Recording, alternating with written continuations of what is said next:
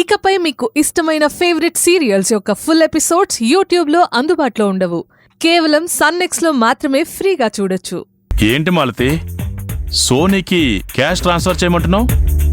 అంటే నీ ఉద్దేశంలో రోజాకి మనీ ట్రాన్స్ఫర్ చేశాక కోర్టులో అది ఎవిడెన్స్ గా చూపించి అది... వావా వావా, ఇన్ని రోజులకి నీ తెలివితేటలు ఉపయోగించావు. ఏంటి మాలతి అలా అంటావు? నేను కూడా తెలివైన వాడినే కదా, మరీ నువ్వు అనుకున్నంత వెదవనైతే కాదు కదా.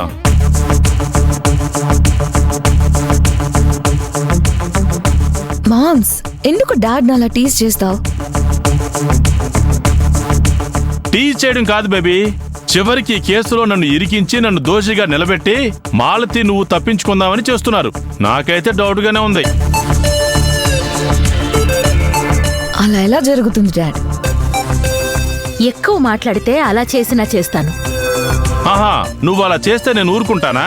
నేను చేసేది నేను చేస్తాను, అప్పుడు నేను నిన్నిరికిస్తాను. చూసావా బేబీ, నువ్వు డాడ్ డాడ్ అంటుంటే మనిద్దరినీ కేసులో ఇరికిస్తాను అంటున్నాడు. నేను నిన్నిరికిస్తానని చెప్పాను, బేబీని ఇరికిస్తానని చెప్పలేదు కదా. ఏం చేసినా ఏం జరిగినా ప్రేమంటూ ఉంటే ఏదైనా చెయ్యొచ్చు.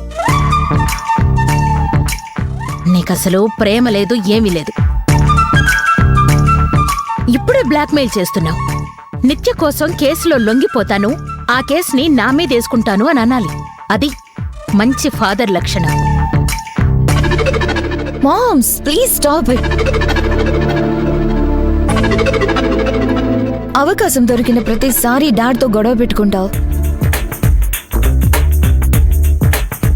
కేసు తేలాక అవన్నీ చూసుకుందాం.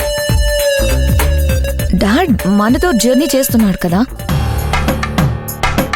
నువ్వేం చేస్తున్నావో నీ ప్లాన్ ఏంటో డీటెయిల్గా చెప్తే సరిపోతుంది కదా.